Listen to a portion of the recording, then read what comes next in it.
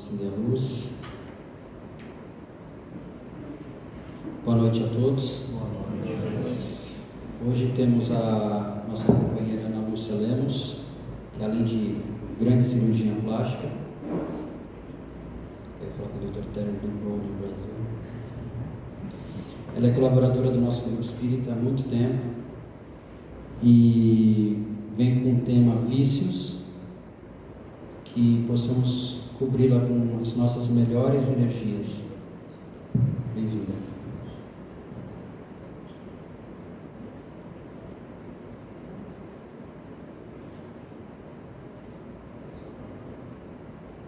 Boa noite a todos. Fica melhor assim para vocês? Sim. Vou ficar em pé. Então, eu tive a ideia de fazer essa palestra porque eu tinha atendido uma senhora e eu tinha pedido para ela parar de fumar, né, para poder operar. Eu tinha pedido para ela parar de fumar para poder operar. E tudo bem, ela foi embora e depois de um tempo ela retornou e falei, doutora, eu retornei por outro motivo. Eu não vou parar de fumar porque eu já estou velha, eu já tenho idade, eu já sou sozinha, então não adianta mais, eu não vou parar de fumar, então eu não vou operar, deixa isso para lá. E aquilo me gerou uma angústia, que eu gostaria de ter falado tudo isso que eu vou falar para vocês hoje para ela. Mas não deu. Eu não falei porque achei que não era o momento, não era a ocasião e não ia adiantar, porque ela estava certa de que não valia a pena parar de fumar. Quem vem numa casa espírita, em qualquer templo que seja, está buscando melhorar, está querendo melhorar, tem a vontade de fazer alguma coisa. Então, não deu para falar para ela aquela vez, mas quem sabe hoje eu consigo tocar um pouquinho o coração de vocês e vocês entenderem um pouquinho do que são os vícios, né? Do que eles ocasionam no nosso corpo físico, enfim, no que impactam principalmente na nossa vida. Porque uma vez que a gente entende no kardecismo que a vida continua, então essa história de que eu estou velho, eu estou para morrer, não adianta eu parar de fumar, não tem sentido, né? Peraí que agora eu tenho que acertar aqui. Então, a pergunta que eu queria fazer para ela e para vocês, que eu jogo aqui, é: vale a pena parar? Então, vamos entender o que a doutrina espírita fala, né? Nós não somos só um corpo, né? Então, assim, eu tenho o corpo, o perispírito e o espírito. A grosso modo, são três coisas. O espírito, que é a alma, ou ser imaterial. O espírito encarnado é alma, o espírito na erraticidade, espírito. Então, eu tenho o corpo, que é o ser material, igual aos animais, animado pelo mesmo princípio vital, e eu tenho o perispírito. Vocês estão vendo que esse perispírito aqui, ele tem um formato, ele está entre o corpo e o espírito, mas ele tem um formato assim do corpo. Ele é principalmente o laço que une o corpo e o espírito. Então, vamos continuar. O perispírito, como eu já falei, ele é esse laço que une o corpo ao espírito. E ele é um envoltório semimaterial. Opa, tem matéria, tá? Então aquele corpo material morre, mas o perispírito continua e ele é semimaterial. Ele é chamado, então aqui vocês podem ver, né? O corpo morreu, mas o perispírito continua. A morte é a destruição do envoltório mais grosseiro, que é o corpo.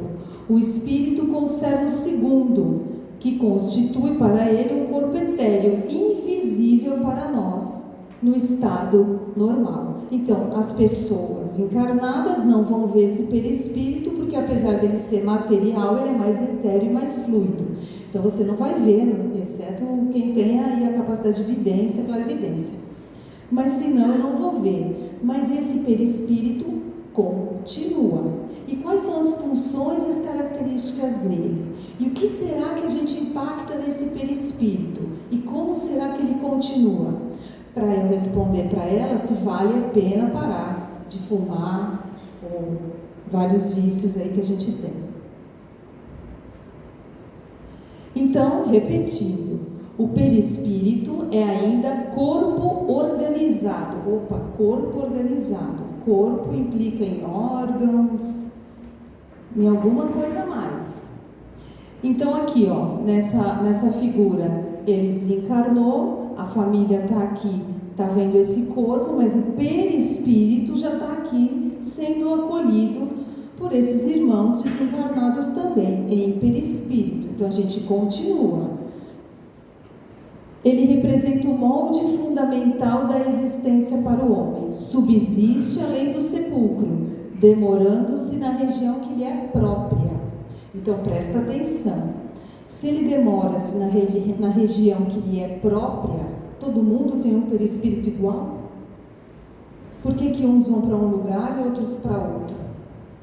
Então, assim como o nosso corpo, cada pessoa que está aqui tem uma característica, é porque esse perispírito imprimiu nesse corpo essa característica. Então presta atenção que eu vou falar lá na frente. Por que ele vai demorar na região que lhe é própria? Então vamos lá. A gente tem aqueles 3 elementos. O corpo, ele recebe todas as impressões do ambiente e ele tem que passar para o perispírito para chegar no espírito. O perispírito, ele está ligado ao nosso corpo, célula a célula. Isso só vai ser quebrado no momento do desencarne, tá? Então ele está colado na gente, célula a célula. Então tudo que eu recebo de impressão externa, para o meu espírito perceber e sentir, ele vai passar pelo perispírito. É o laço que une. E a mesma coisa ao contrário. Então, tudo que o meu espírito percebe, passa para o perispírito e o corpo sente. Então, é o que ele está falando aqui, ó. O perispírito é um fio elétrico condutor que serve para recepção e transmissão do pensamento. Desempenha grande papel na economia orgânica, dos fenômenos fisiológicos e patológicos. Então, fisiológicos da função desses órgãos e patológicos das doenças. Então, olha o que a gente vai fazer e olha como a gente vai chegar lá do outro lado. Pode-se dizer que o corpo recebe a impressão, o perispírito a transmite e o espírito, que é o ser sensível e inteligente, a recebe. Quando o ato é de iniciativa do espírito, então é o contrário, né? O perispírito percebe, o corpo executa. Então vamos ver lá aquilo que eu falei, né? Cada perispírito vai para a região que lhe é afim. Então será que esses irmãos aqui no umbral têm o perispírito da mesma forma do que os irmãos que estão aqui nessa cidade, no plano espiritual, né? Aqui é uma foto do nosso lar. Então, do filme. Então, será que a gente vai ter perispíritos semelhantes? A gente sabe que não, né? Então é exatamente por isso que esse irmão vai ser arrastado para um lado ou para o outro, pela afinidade que esse perispírito vai ter e pela possibilidade dele ir para um lugar ou para o outro.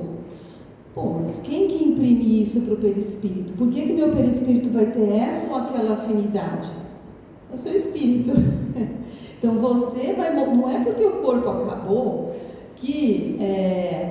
acabaram os seus problemas, né? Não, está tudo impresso lá, guardado no perispírito. Por isso que falam que espírito não engana, porque o perispírito está lá. E é pior, porque está todo mundo vendo. Então aqui, ó, a constituição íntima do espírito não é idêntica, como eu falei, em todos os espíritos, encarnados ou desencarnados que povoam a terra ou o espaço que a circunda. Então aqui tem um monte de espírito desencarnado, e uns estão aqui, outros estão aqui. Sua natureza varia de acordo com a evolução moral da alma, principalmente, e de acordo com os mundos que habitam. Por quê? No mundo feliz, aqueles espíritos que estão lá têm um perispírito mais etéreo, mais fluido, mais leve.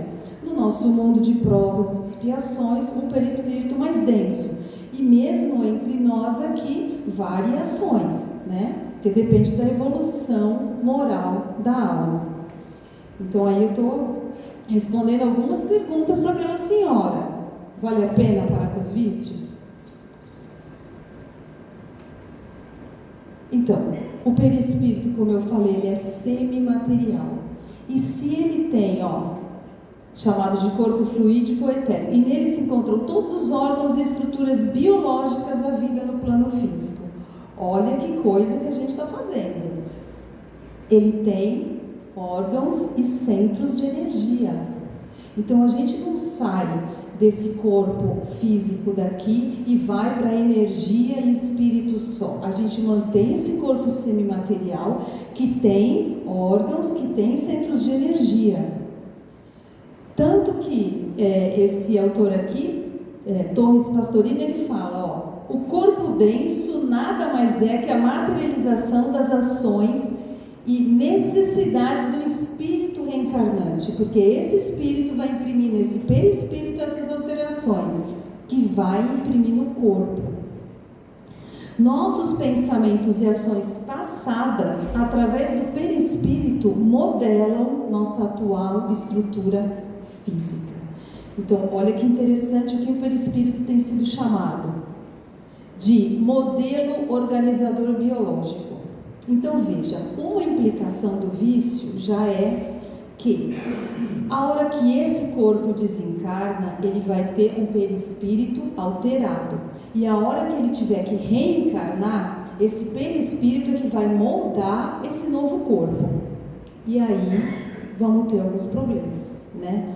Porque esse perispírito foi alterado, foi machucado, porque se ele é um laço que une o espírito e o corpo, ele está ali no meio, na transição de um e o outro, ele recebe tanto os reflexos do espírito, do ser pensante e do corpo. E se esse espírito, se esse pensamento maltrata esse corpo, maltrata esse perispírito, que numa nova reencarnação vai moldar esse indivíduo que vai vir aí no futuro da forma que precisa, né? Então ele é chamado, tem livro até, de modelo organizador biológico, capaz de atuar sobre a matéria orgânica e provocar-lhe o desenvolvimento biológico. Então olha que interessante, tem pesquisas feitas agora que eles entendem a importância do DNA, mas eles entendem que falta mais alguma coisa. Por exemplo, a minha avó, eram 6 irmãos. Tinha o alto, tinha o baixo, tinha o gordo, tinha o magro. O DNA é o mesmo, eram os mesmos pais.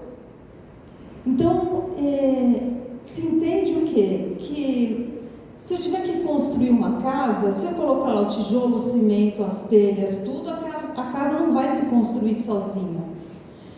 É o mesmo material, mas eu posso ter uma casa com 2 quartos, com 3 quartos, com 2 janelas, com 2 banheiros, com um banheiro de 1 andar, 2 andares, mas é o mesmo material. Então, qual é a força que faz esse material que eu tenho igual imprimir de uma forma ou de outra esse corpo físico? É esse modelo organizador biológico que os cientistas estão começando a entender. Então, aparece especialmente no processo de reencarnação. Então, se essa senhora estava achando que ela ia falecer, né, porque já estava velha, enfim, não valia a pena vai parar de fumar, não valia a pena parar de nada.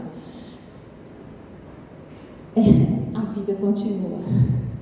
E ela pode ter uma vida mais feliz, depende do que ela escolher agora.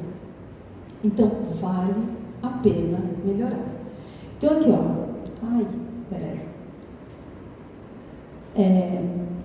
ele aparece especialmente no processo de reencarnação. E ele vai modelar o quê? As células, tecidos, órgãos, leva à formação de um novo corpo físico.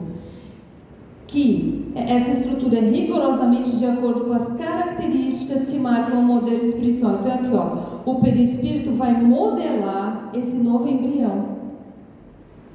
E aí a gente vai ver nas pessoas que têm vícios. Então, é engraçado, né? Porque eu fui procurar uma imagem de vícios no Google para colocar. E qual é o primeiro vício que aparece? É o que mais aparece? Não. O vício do celular. Esse é o vício que mais aparece. Eu falei, nossa, que engraçado, né?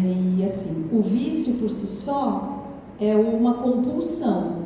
E é uma compulsão que está muito ligada ao prazer do corpo físico. Então, o vício do cigarro me dá um prazer, o vício da bebida, das drogas, o vício do sexo.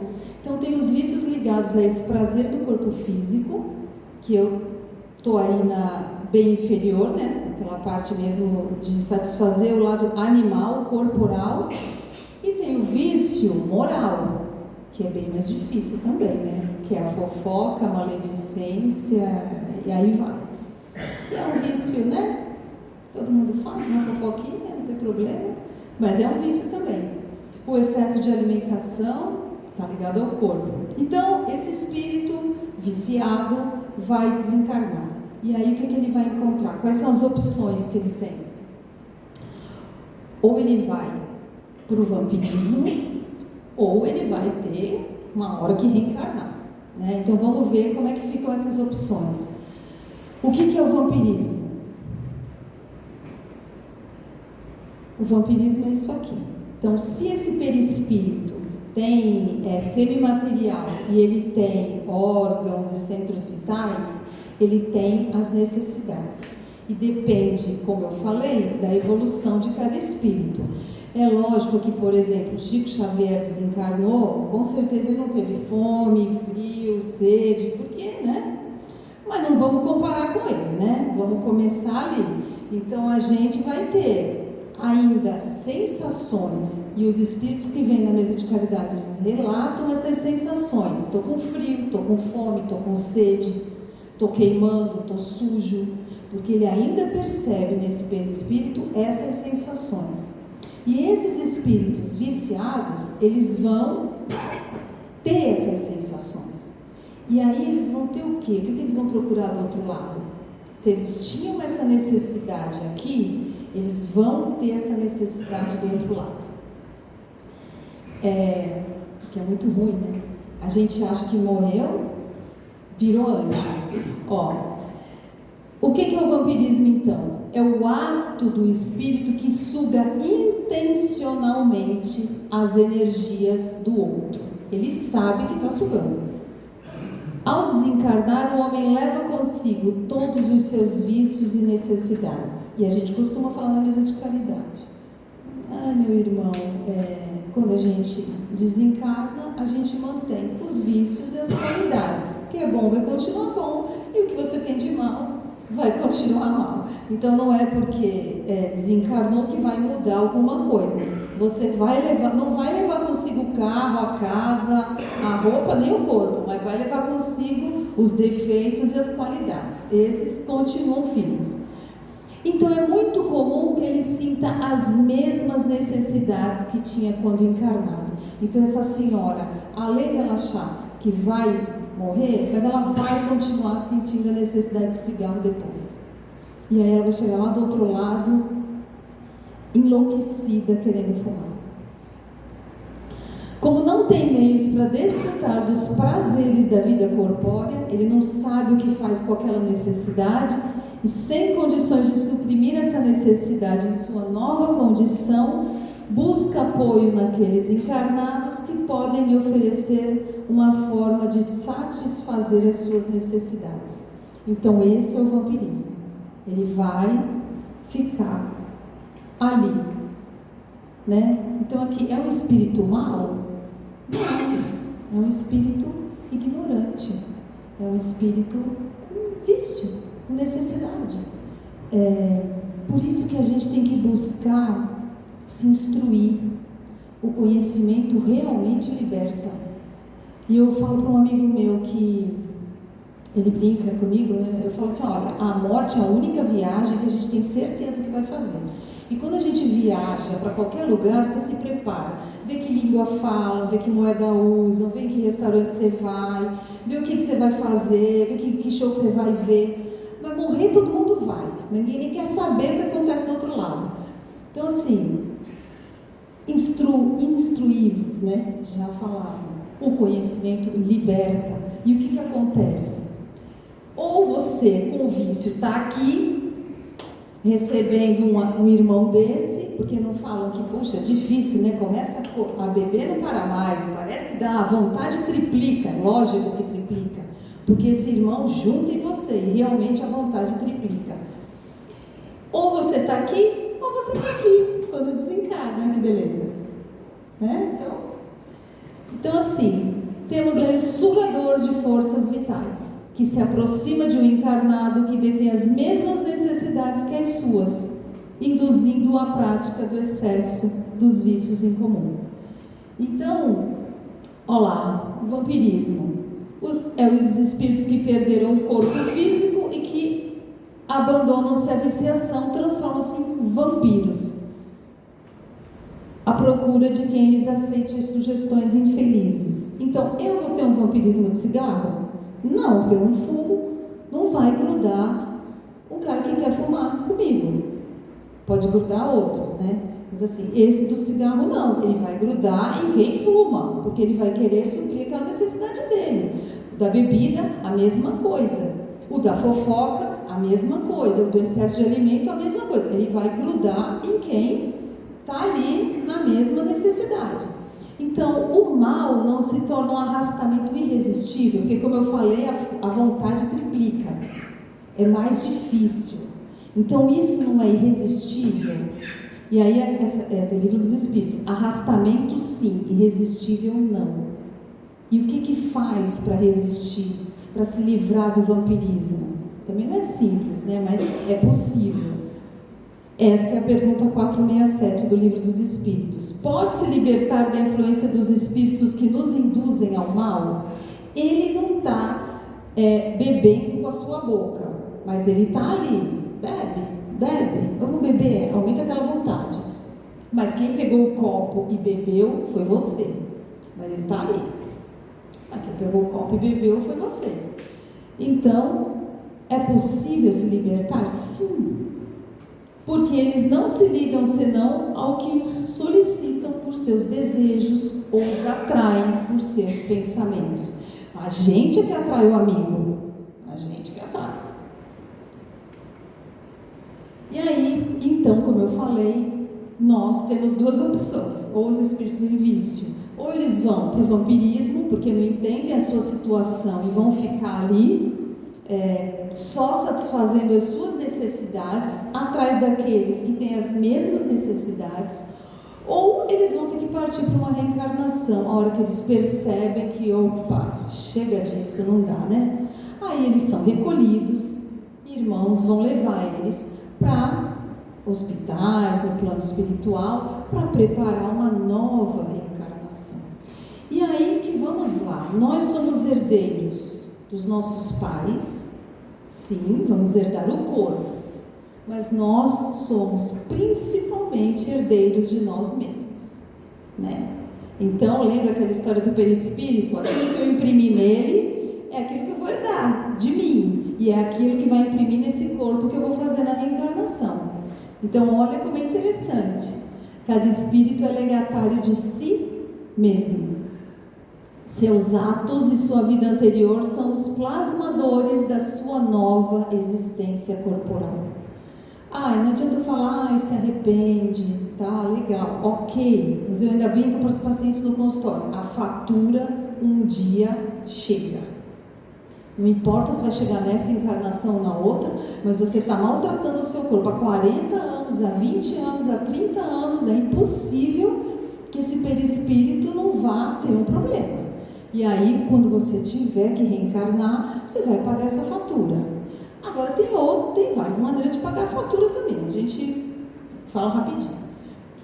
Certamente, caracteres físicos, fisionômicos e até alguns comportamentais resultam das heranças genéticas. É aquilo que eu falei, o pai e a mãe vão dar o material para construir a casa. O perispírito, que é o modelo organizador biológico, vai moldar essa casa, dependendo do que eu consigo, do que eu preciso. Saúde e enfermidade, beleza e feiura, altura e pequenez, agilidade e retardamento, como outras expressões da vida física, procedem do espírito. Então não adianta falar, eu sou baixinha porque a minha mãe é baixinha. Ou eu sou, características psicológicas principalmente. Como assim, eu tenho muita raiva, eu sou assim mesmo, porque minha mãe também é raivosa, meu pai também. Não, você é raivosa porque você é raivosa, porque ninguém herda a raiva. Você pode herdar uma característica que você está vendo, vai, numa família que todo mundo briga, todo mundo se trata mal, mas a raiva, essas características, mais assim, o medo, o orgulho, o egoísmo, é seu, né? Você é herdeiro de você.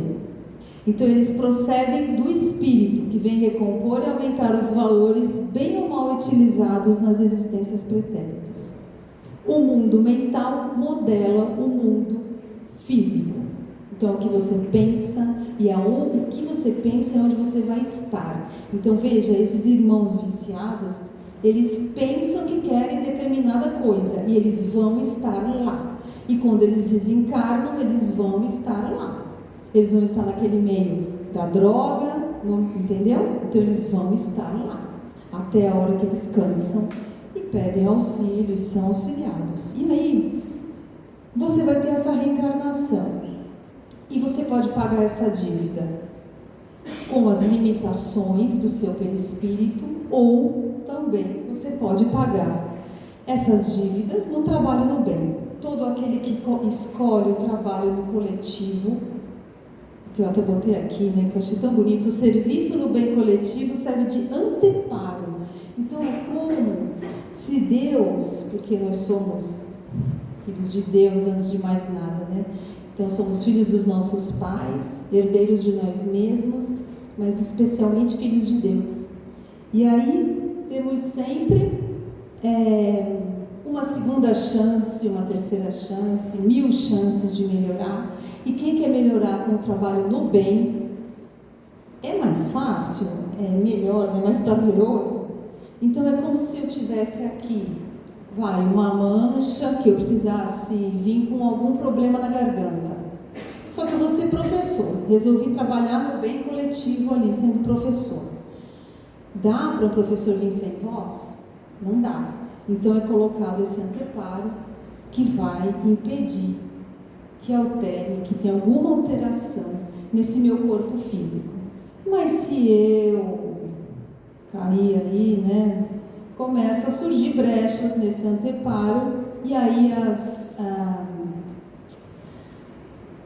tendências que eu tenho começam a aparecer. E aí eu tenho mais tendência a ter uma determinada dor ou um problema físico, uma doença em algum determinado local.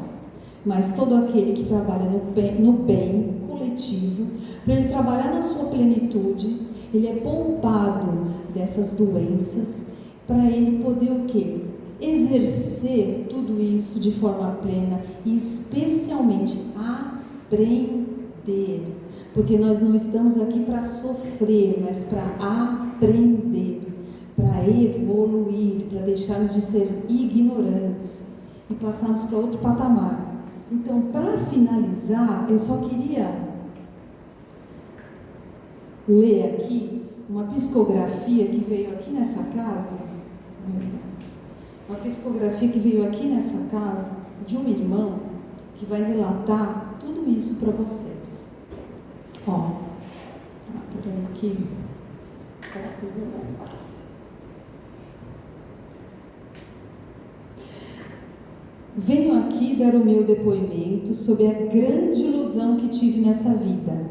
O vício da bebida me consumiu a existência. Perdi meus afetos, meus amores se cansaram de mim. Os envergonhava todos os dias. Triste fim de solidão. Encontrei-me após a morte totalmente enfermo e com grande necessidade de manter meu vício a todo custo. Participei de muitas festas em muitos bares. Utilizava da necessidade dos outros para suprir minhas necessidades que se mantinham ainda tão vivas como quando estava encarnado na terra. Cansei de sofrer, virei um vampiro no campo terrestre e finalmente, através da prece fervorosa, consegui que me amparassem nesse hospital de amor, aonde ainda me encontro em tratamento. A fim de preparar nova encarnação, aonde com talvez problemas no aparelho digestivo, passe por uma jornada de privações, mas com a permissão de Deus, terei talvez um trabalho de educação no campo da juventude, para poder livrar do vício aqueles que um dia poderão me ajudar a cumprir minha tarefa de reconciliação com a vontade de Deus. Com muito amor e muita alegria, um espírito amigo. Então, eu espero que vocês, que eu tenha conseguido responder a questão daquela senhora, e que vocês busquem sempre melhorar, independente da etapa da vida e do momento que vocês estão. Com Jesus a olhar sempre por nós.